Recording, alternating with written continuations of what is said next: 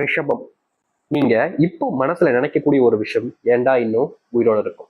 இது ரொம்ப தப்பான ஒரு விஷயமா இருக்கே, தப்பான வார்த்தையா இருக்கேன்னு தோணும். ஆனா உண்மை என்னன்னா, ரிஷபராசினுடைய மனசுல இப்ப இருக்கக்கூடிய ஒரு விஷயம், எனக்கு இன்னும் எதுக்கு சாவு வராம இருக்கு சாமி, நான் அதுக்காக காத்துக்கிட்டு இருக்கேன், எனக்கு அது கிடைச்சா எனக்கு அதை விட சந்தோஷம் வாழ்க்கையில் என்ன இருக்கும், அது எனக்கு சீக்கிரமா வரணும் சாமி அப்படின்னு நீங்க கடவுளை பார்த்து வேண்டாத நாட்டு கிடையாது.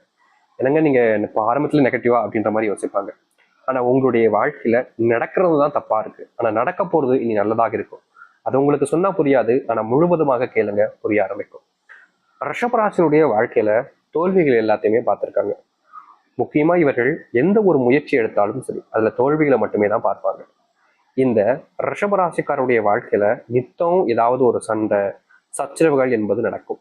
இப்போ எக்ஸாம்பிளுக்கு சொல்றேன், இவங்க வேலைக்கு போறேன்னு போறாங்க, காலங்காத்தால எந்திரிச்சிட்டாங்க ஒரு 7 மணி வாக்குல. ஏன்னா இப்ப இருக்கக்கூடிய நபர்கள்லாம் வேலைக்கு போறதெல்லாம் 9 மணி 10 மணிக்கு தான் போவாங்க. அதெல்லாம் கொஞ்சம் தாமதம் எந்திரிப்பாங்க. சீக்கிரமா வேலைக்கு போறவங்க முன்னுக்கூட்டி சீக்கிரமா எந்திரிச்சிருவாங்க, சரிங்களா?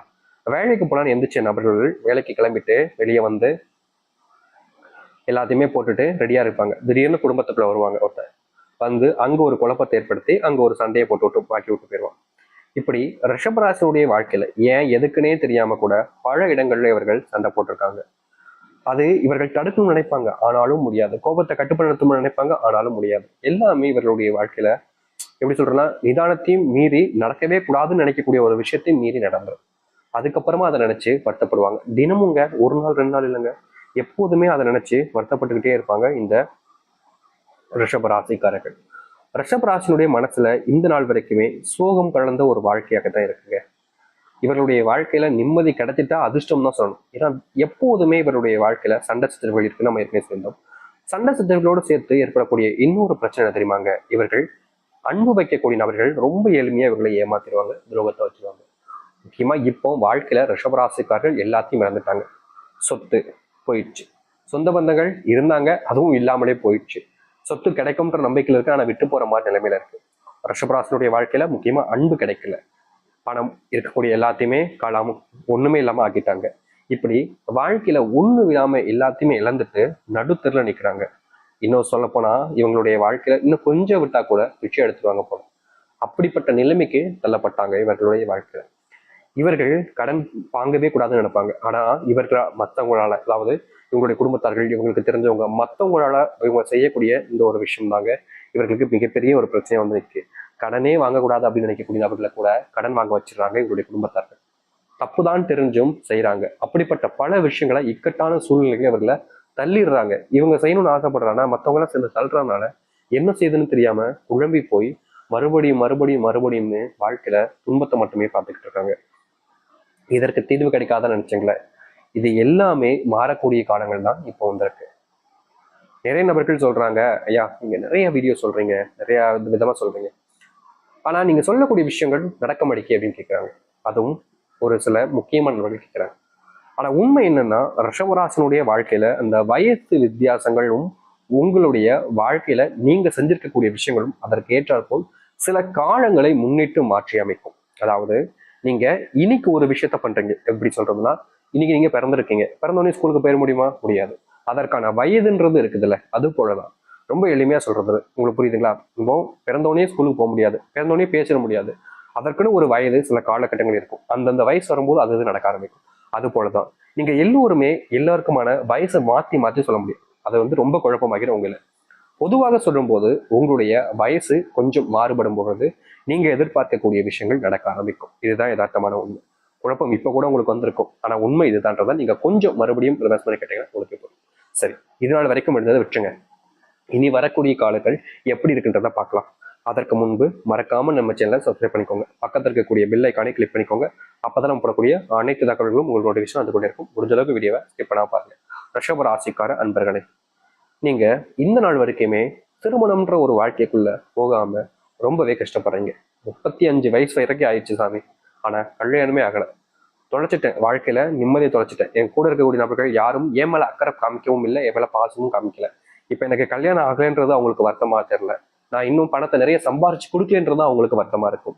முக்கியமா என்னுடைய குடும்பத்துல எனக்கு கல்யாணம் ஆகலைன்றது எனக்கு மட்டும்தான் வருத்தமா இருக்கே தவிர வேற யாருக்குமே அது பெருசா ஒரு பொறுப்புபோக்காவே இல்லையே சாமி.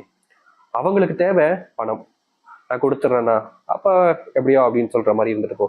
அவங்களுக்கு என் மேல அன்பு ஒரு துளி அன்பு கூட கிடையாது. எனக்கு எப்படி சொல்றது, காய்ச்சல் இல்லை வேற ஏதாச்சும் உடம்பு சரியான விஷயங்கள் வந்தாலும் வேலைக்கு போலையா, வேலைக்கு போ, மாத்திரை போட்டுட்டு டாக்டர் பாட்டு வேலைக்கு அப்படின்னு தான் சொல்லுவாங்களே தவிர வீட்டில் இருப்பா உடம்பு முடியல அப்படின்ற மாதிரிலாம் சொல்லவே மாட்டாங்க சாமி. அவர்களுக்கு என் மேல கொஞ்சம் கூட பாசம் இல்லையா, என்ன இப்படி ஒரு மிருகம் மாதிரி நடத்துறாங்களே, எனக்கு எவ்வளவு வலிக்கு தெரியுமா அப்படின்னு உங்களுடைய மனசுக்குள்ள யோசிச்சிருப்பீங்க. முக்கியமா உங்களுடைய வாழ்க்கையில திருமணம் நடக்கலன்றதுக்காக உங்களை பல நபர்கள் எப்படி சொல்றான் வார்த்தைகளை விட்டுருவாங்க. புரியுதுங்களா உங்களுக்கு?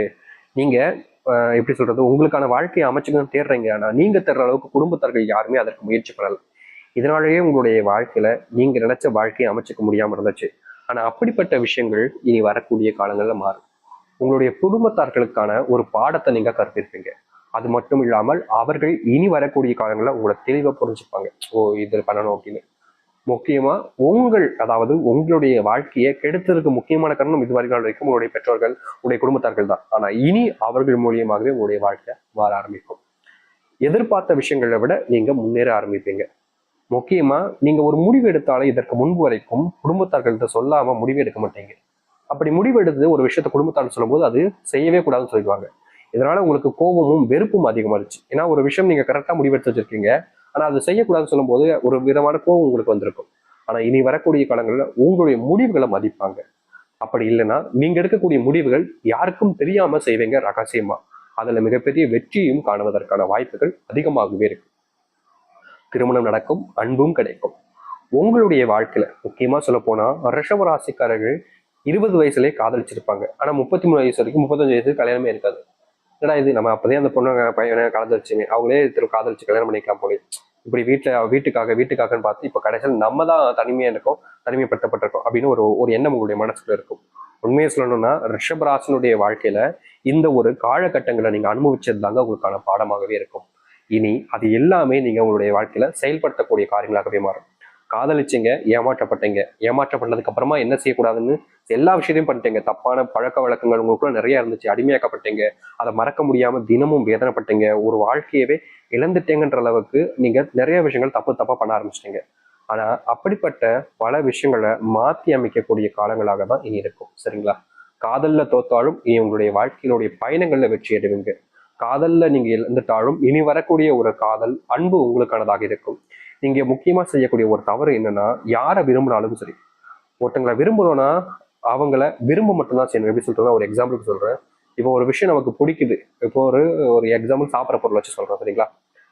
எனக்கு இப்போ கடல மிட்டாய் ரொம்ப பிடிக்கும் வச்சுக்கோங்களேன். கடல மிட்டாயே சாப்பிடலாம் விரும்பி, ஒரு நாளைக்கு 1 2 அப்படின்ற மாதிரி கொஞ்சம் கொஞ்சம் சாப்பிட்டுக்கலாம். ஆனா ஒரு நாளைக்கு நான் 10 கிலோ 15 கிலோ திம்பன் அதை எடுத்து திங்க நினைச்சா அது எப்படி சொல்றதுன்னா, அது வந்து திகட்டிடும். அவ்வளவுதான், அதுக்கு மேல சாப்பிட முடியாது, அது அவ்வளவுதான் அப்படின்ற மாதிரி தான் இருக்கும். அது போலதான் உங்களுடைய வாழ்க்கையிலையும் காதல்ன்றதும் இருக்கணும். அதாவது அன்பு, காதல்ன்றது. நீங்க ஒருத்தவங்களுடைய வாழ்க்கையில நீங்க கொடுக்குறீங்க, நிறைய கொடுத்துடுறீங்களா, அது அவங்களுக்கு திகட்டிடுது, அவங்களால முடியல, ஏத்துக்க முடியல.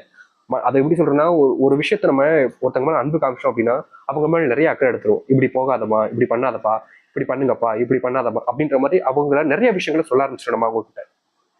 நீங்களும் அதான் பண்றீங்க. ரிஷபராசிக்காரர்களும் அதே விஷயத்த தான் அவங்க கிட்ட, இதை பண்ணு, இப்படி பண்ணு, அப்படி இரு, இப்படி இருந்து நிறைய விஷயங்களை சொல்றீங்களா, அது அன்புக்கான ஒரு விஷயம்ன்றது உங்களுக்கு தெரியும்.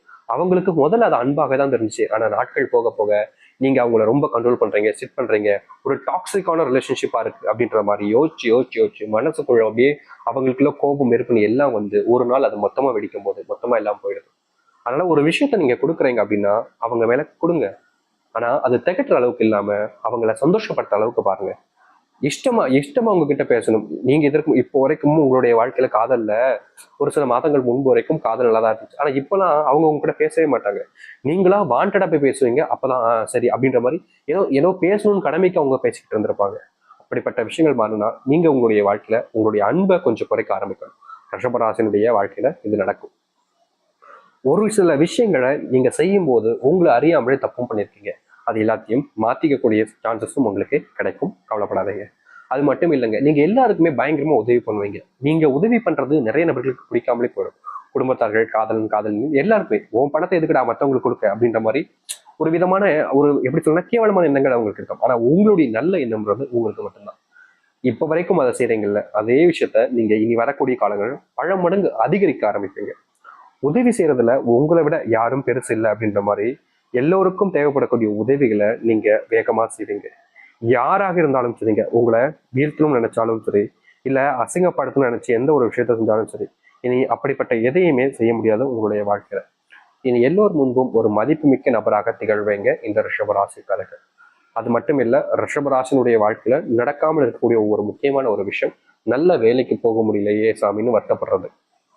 இது நாள் வரைக்கும் இவங்க பயங்கரமா படிப்பாங்க, கஷ்டப்பட்டு முயற்சி பண்ணுவாங்க, ஆனா ரிஷபராசிக்காரர்களுக்கு வேலை கிடைக்காமலே போயிடுச்சு. இனி வரக்கூடிய காலங்கள்ல இந்த ரிஷபராசினுடைய வாழ்க்கையில ஒரு நல்ல வேலை கிடைக்கும். நீங்க எந்த இடத்துல வேலைக்கு போகணும்னு நினைக்கிறீங்களோ அங்க வேலை கிடைப்பதோடு உங்களுடைய மதிப்பும் மரியாதையும் அதிகரிக்க ஆரம்பிக்கும். தோல்விகளை மட்டுமே பார்த்திருக்கக்கூடிய உங்களுடைய வாழ்க்கையில இனி வெற்றி பயணங்கள் மட்டுமே நிச்சயிக்கப்படும். யாராக இருந்தாலும் சரிங்க, உங்க மேல பயங்கரமான அன்பையும் பாசத்தையும் வைப்பாங்க.